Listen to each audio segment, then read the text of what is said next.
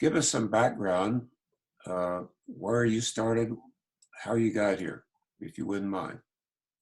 I'll go ahead and start. My name's Right. Shearer, and I'll give you a little bit of background. I have two jobs. I am the editor of the Green Valley News and the Sahuarita Sun, and I've been there for 12 years. It is the best job in journalism I've ever had. Graduated from college in '85 and have been in journalism ever since. So went out to Palm Springs after college, went to U of A. And then I went back and I worked for over 20 years at the Arizona Republic up in Phoenix and then down here. My second job at the paper is for the company. WIC Communications owns roughly 30 newspapers in 11 states, all west of the Mississippi. And I am the editorial director. That means I come alongside the editors and help them turn good papers into great papers. And I have been on the road quite a bit this year. I'm actually in a hotel in South Dakota right now. I'm actually coming home tomorrow. And I've been this year already to Minnesota, North Dakota, and Montana, and then South Dakota. And about a third, maybe a third to half of our papers are in Southern Arizona. So we're all over. We're about to buy another newspaper. Can't tell you where. It's not, the deal is not sealed yet, but we're busy. And I really love this business, even though the last, I don't know, 20 years have just been constant change with the internet. And it's been a wonderful challenge, but it's been financially devastating to the industry. And but I like a good challenge, and so it's been fun. I'm at a very small market. Went from a huge market in Phoenix to a very small market here, and so you have your metro papers like the Star or the Republic, and then you have community newspapers, which is what we do, and the mission is very different. And I believe that for me, the best part of being at a community paper is that we're very focused, and I know what I am and I know what I'm not. And we focus on our very local market. I tell people, if you live 5 feet outside of Green Valley, you're probably not going to care what we write about. And so I know what we do and who we serve, and that kind of focus really has added a lot of value to our newspapers around the country. So we can get more into that later on, but I'll turn it over to Sarah. Thank you,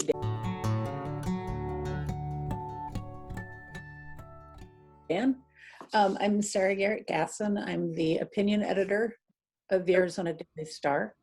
That means that I oversee the pages where we have letters to the editor, guest opinion columns or op-eds. They're also known as, we run syndicated pieces, we write local opinion, and both unsigned editorials, which are the voice of the paper and the editorial board, and columns that are my own specific opinion. I've been at the Star for over 20 years. I graduated college in '95 at the U of A and in journalism, and then I went back and got my master's in 2010, also in journalism. And I teach journalism at the University of Arizona.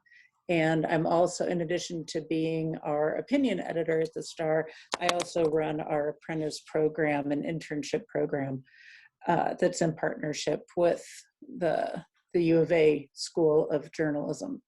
So the Star is, as Dan described it, a metro paper. And we do focus on Metro Tucson. We serve Southern Arizona, and on the opinion pages, I've really made a shift toward focusing on local writers, local issues, and local perspectives on national issues. So it's really all about what people are talking about, what they can't get elsewhere, and it's something that I think our readers in particular appreciate on the on the opinion page. Because if you want to read David Brooks, you can go to the New York Times and read David Brooks, but you're not going to get that sort of local conversation in a national paper. And that, Paul, is an interesting point to make. And here I am in Pierce, South Dakota. It's the capital. It only has 15,000 people, and it's nowhere near the biggest newspaper in the state. But because the Capitol building is right smack in the middle of town, big gorgeous building here, the paper has felt that it should cover everything at the legislature wall to wall, and that simply isn't the case with a community paper. We've had to ask ourselves, when you pick up the Capitol Journal, this newspaper, what do you expect to see? Do you expect to see the world or the nation or the state, or do you expect to see pure South Dakota?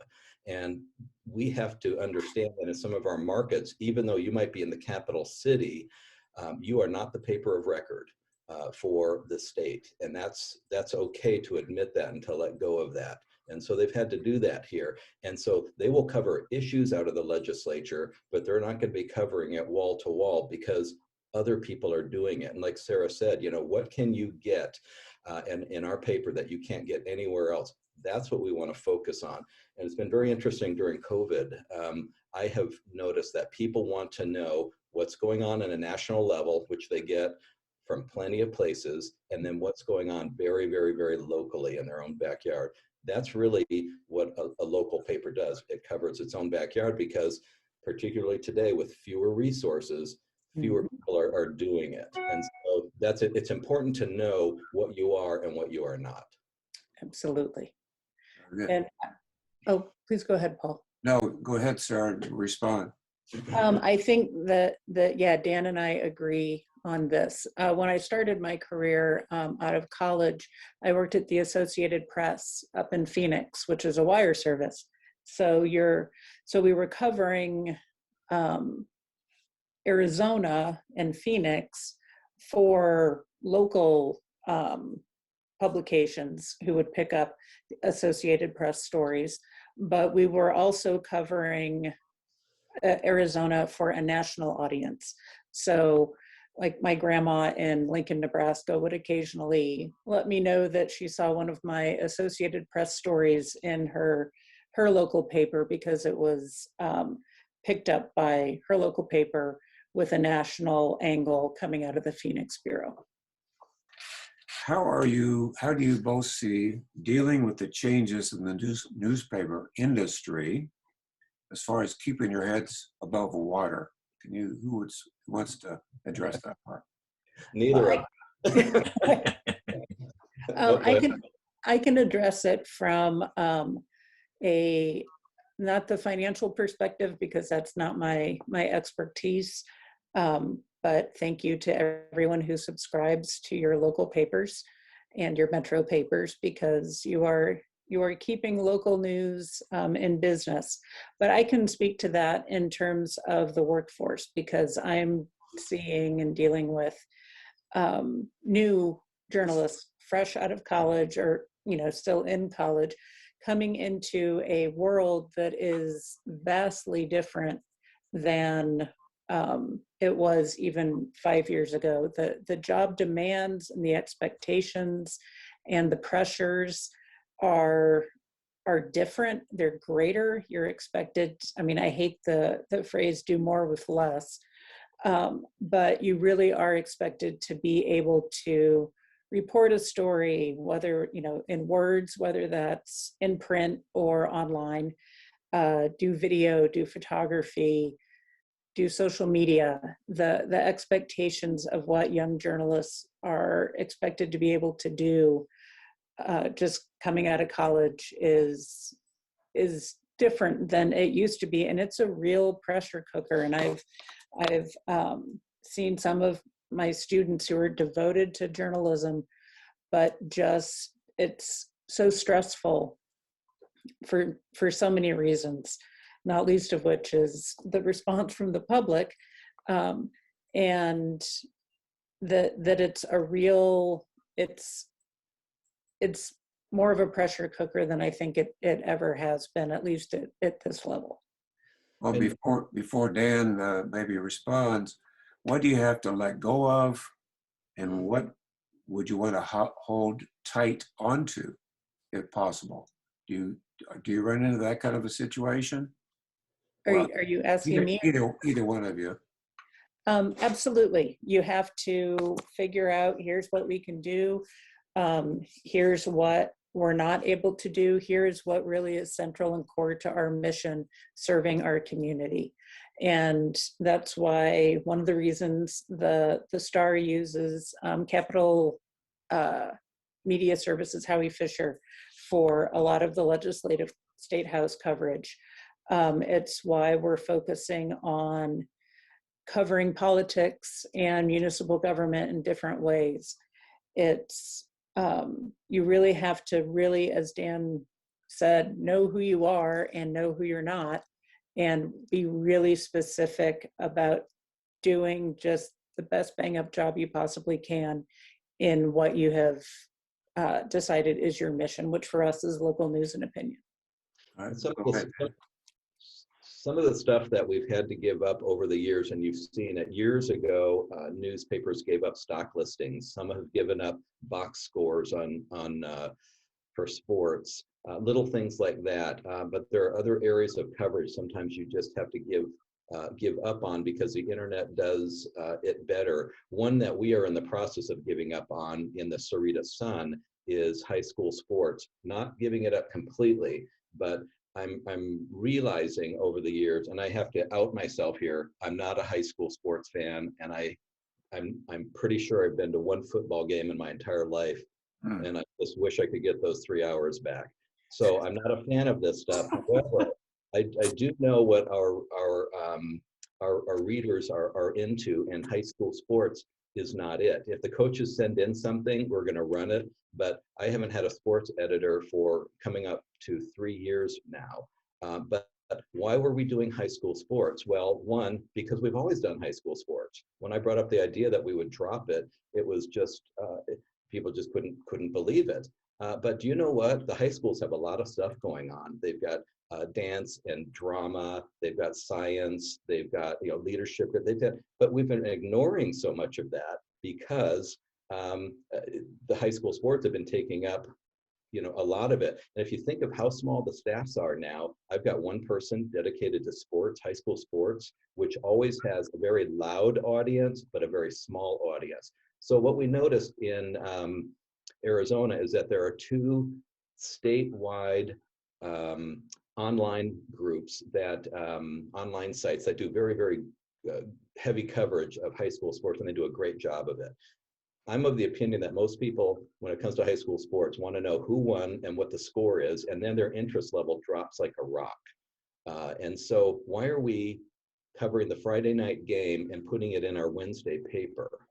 And that just didn't make any sense to me. Now, everybody loves sports features, the one-armed golfer, things like that. Yeah, I want to read that, but that's really not a sports story. That's a human interest story. So we're slowly giving that up.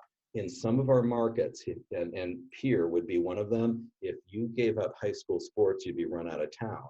So it's just a different vibe. So that's one of those things that we have to look at everything all the time. Everything is constantly on the table. And what do our readers want? And that's why it's so important for us to be out in the community, talking to them, and figuring these things out. So it's not easy, but it's an interesting process when you realize that you've been doing a lot of things because you've always done it that way, and we have to stop that. And Dan, I'm not a sports person either, but I am going to disagree with you on the golfer story. That is absolutely a sports story. Yeah, sure. Okay. I think I was gonna say, put it this way: if we had that story, the one-armed golfer, it would go on the front page, not in the sports section, probably. But I know what you're saying, and the reason is because a lot of people they won't go to the sports page because they think that what they're going to get there is sports, whereas I think that's a great human interest story. People love sports features, but the game coverage, we're moving away from it, and I'm just not getting that much belly aching, which I'm really glad for. So anything else, Sarah, on that one? Well, I will say that there are, yeah, the Star did, as we used to have like a whole prep sport, high school sports kind of editor and stringers, or, you know, people who would freelance. And we moved away from that. And there was a lot of pushback, but interestingly, I mean, a lot of it is parents, families of the actual players, and their interest is really intense for at most 4 years. Um, and then, so it's something that when you change something, and I'm sure Dan would agree, if you make a change, any sort of change in a newspaper or a publication, there are going to be people who are really upset by it and very vocal about it. And it's difficult. You have to keep in mind that I have found anyway, people are much more likely to call and complain than they are to call and say, I really support this decision you've made or this thing that you've done. So figuring out your mission and what you are and why you are is really key. Right. Yeah. And then you have to be able to defend it too. And why did you make that decision? And well, because Dan doesn't like sports, that's not going to fly. Right. But you have to be able to defend every single decision you make. Absolutely. I think it depends on where you are. Those people who came from the Midwest, sports like Yes. basketball in the movie Hoosiers is just a religion. You wouldn't ever not have the sports pages or basketball. But so it depends on where you are, right? Right, and Sarah also brings up a good point. Also about they're intensely interested for 4 years while their kids are involved. Well, in Sahuarita, we had an interesting thing happen in 2011. We had a second high school open, and so these people who had this allegiance to Sahuarita High because they went there. Now their kids are going to Walden Grove, and now that allegiance is split, and the interest level and what was going on there dropped. And then the schools were not put in the same conference for football, meaning they weren't playing each other. They played each other 1 year and there was a riot on the field. Yeah. And they decided, yeah, this is a bad idea. And so we don't have that cross-town rivalry with football. And so I could see the interest level dropping. And then I'm thinking, how committed are these people really to this? And then we just started cutting back. And it has been a good move for us, but you're exactly right. And in some of our markets here, they laugh at me if I even bring this topic up. And it would not be a good thing here locally in Pierre. Bad. So. Okay, can we go in a different direction for a second? The question is, someone might have brought up.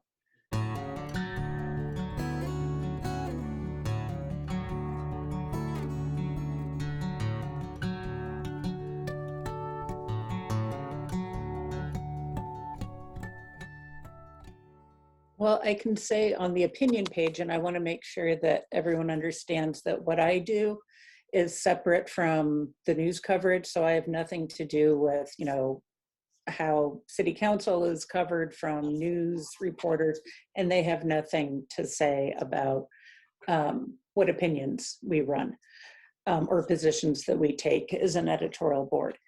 So I think one thing that I noticed, well, I'm sure the world noticed, that our letters to the editor, we have been building up our letters to the editor, the number that we receive, and we're one of the few papers that receive increasing numbers of letters to the editor because we publish almost every one that we get, either online or in print.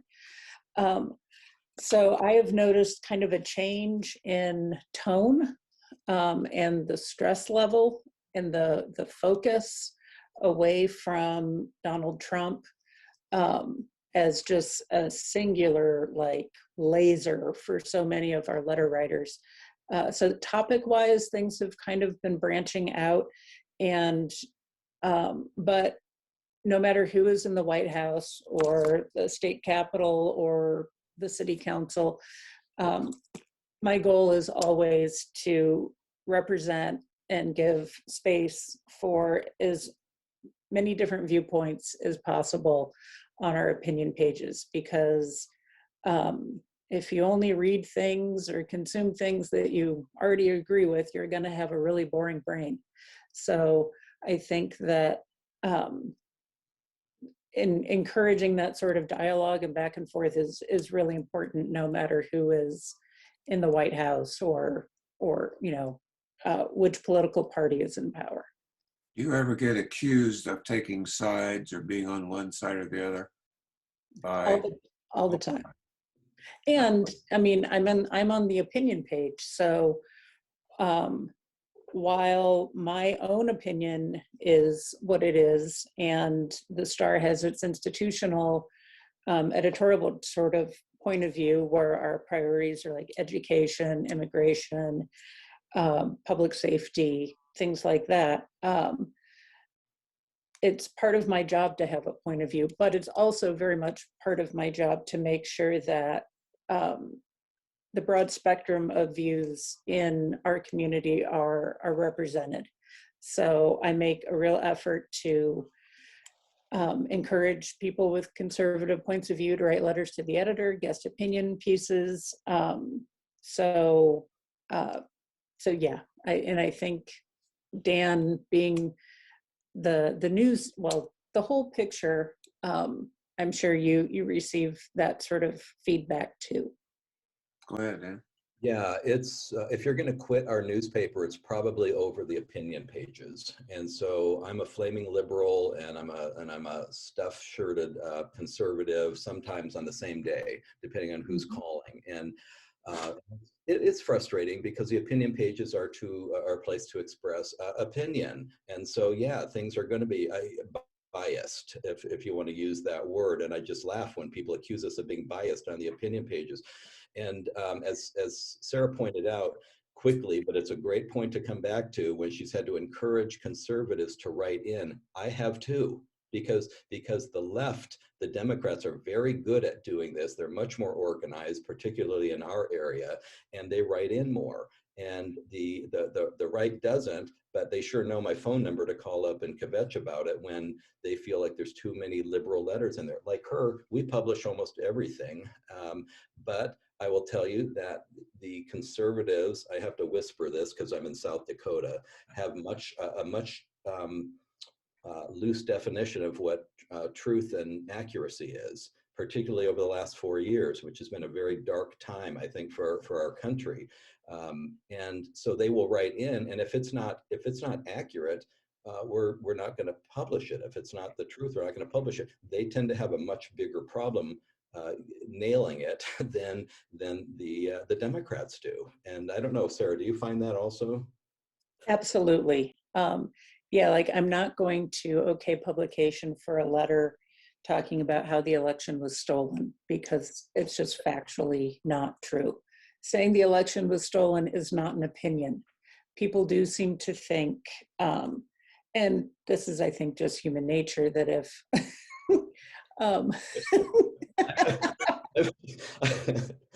Just go on.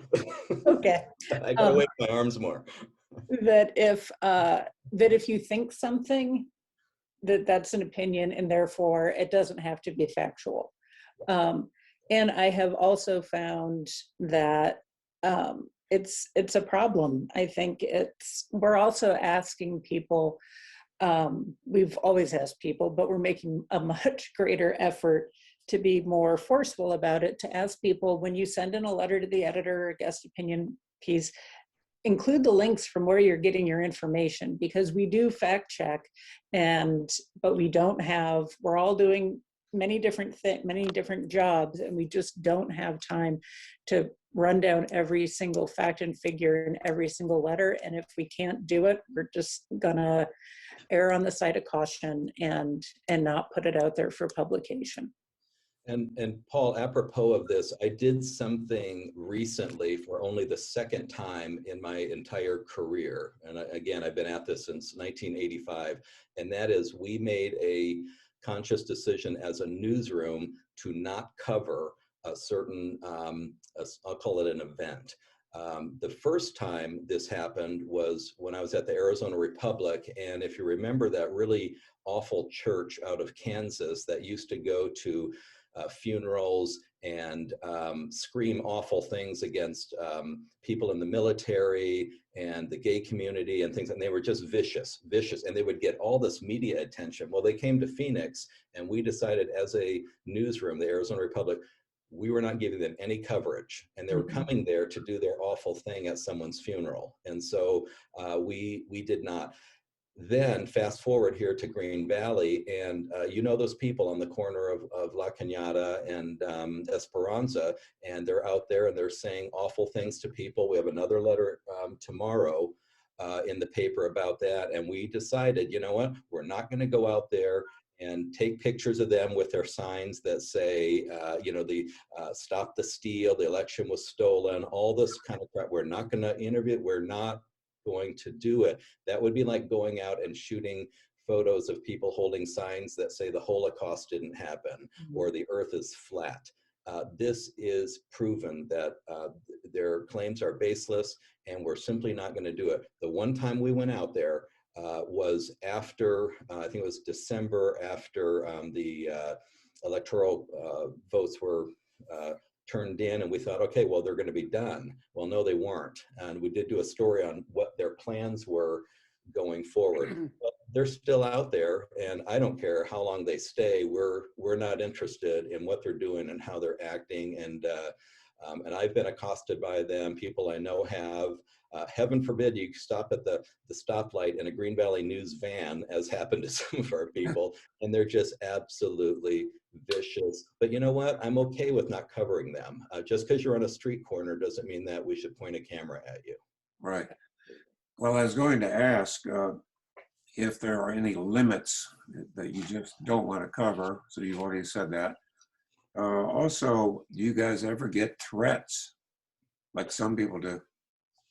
I've received, I've received letters at my home, which is a bit disconcerting since I'm not listed, although in the internet you can find anyone. And I get a lot of nasty emails, not like many women get though. I have not received the really violent, just horrific, abusive emails that many of my women colleagues in media have. I know that there are, so I wouldn't say in my own case threats necessarily. David Fitzsimmons gets a lot of feedback, but so yeah, that's. I've been threatened a few times, and had someone waiting out in the parking lot once. This was at the Arizona Republic, and we had the guards meet them, and certainly the letters and all that type of stuff. We also get people who are manipulative. I had a woman call up once, and she had been arrested for shoplifting and knew that her name was going to be in the paper, and she said, if you put my name in the paper, I am going to kill myself. I knew that she had been popped for shoplifting before. We talked a while, and I said, I'd really hate to see that. I knew enough about her that I told her, your name's going to be in the paper on Wednesday. And it was, and about a year later, she was popped again for shoplifting, but she's just manipulative. So you really get to see the human condition when you're in this job, and people try to play you or lie to you or mistreat you, or I mean, I've been called every name in the book. I never take it personally, but I do know that it comes with the job, and I don't particularly enjoy it. But I think it drives home the importance that sometimes you're not going to be people's friends, and that's okay. That's okay. So I have a question just handed to me here. I think you mentioned this, Sarah. There are some complaints about editorial cartoons, and how do you choose the cartoons? Who chooses those? So David Fitzsimmons is our, our cartoonist, Right. and we decided to open up, we do letters to the editor, so why not have cartoons to the editor? And we have some regular contributors who submit, and we get more than I ever thought we would, I have to say. So David is usually the one to decide and to figure that out. But there are times when I'll say no, or when Fitz sends me what he has scheduled for the next couple days, and I will say no.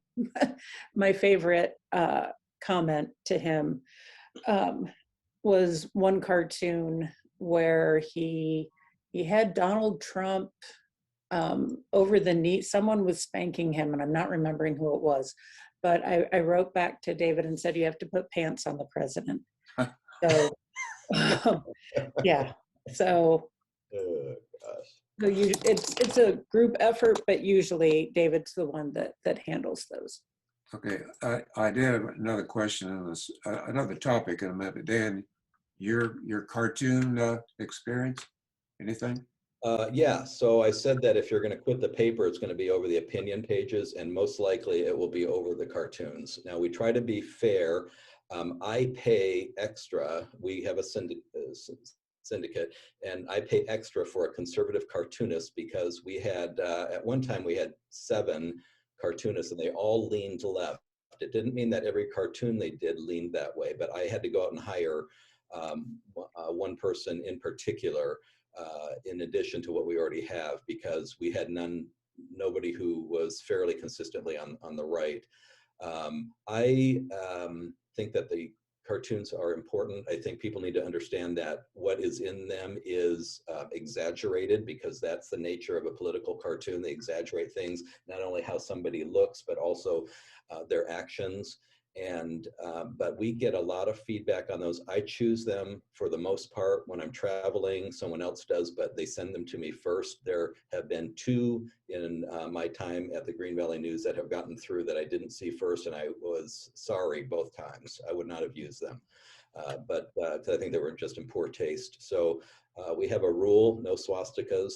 And that's, other than that, is kind of a free for all. But this really ticks off a lot of people. I will tell you, the political cartoons will absolutely get them rolling too. I want to point out, Paul, also we have some good questions in the chat up there too that we should probably be.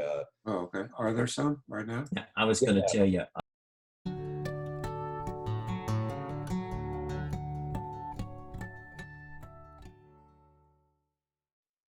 This is to Sarah. I don't know what your practice was a couple of years ago, your paper's practice before I moved here, but I miss seeing regular editorials, that is, opinions written by the editor or editorial staff.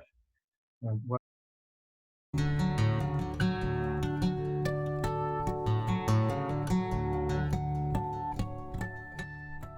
I really appreciate the push to publish more letters, and I like Tim Steller's columns. It's not quite the same. Could you explain your paper's thinking on this? Sure. From an editorial page editor to a 25,000 circulation paper back in Michigan, I really miss these. Yeah, I thank you for the question. So when I started in the editorial department in 2008, we had enough people to write 2 locally generated editorials a day. Staffing diminished. For a while, it was pretty much just me. Now we have me writing and Edward Salaya, who is an opinion writer. We do weigh in on issues that we think rise to a level of importance, like the January 6th insurrection. But you're right, we're not writing local editorials every day. So that's something that is a goal to get back to, probably not every day, but we also, I think it's really important to feature as many points of view as possible. And with the unsigned editorials, I think you're probably a bigger fan of those than most people, and that I haven't really heard from readers that they really want to know on every single issue or local issues exactly, that they want to hear from us on everything. So it's a balance with what else we're doing in terms of outreach and expanding the conversation. But I am glad to know that there are people out there who want more local editorials, and it's something that is on my list for the goals for the year. So thank you. Sarah, while we've got you here, Thank you. did you want to share your information about where to send your editorials? I think you said you'd like to Sure. share a screen. Maybe we could do that at this time. If you don't mind, I will do that.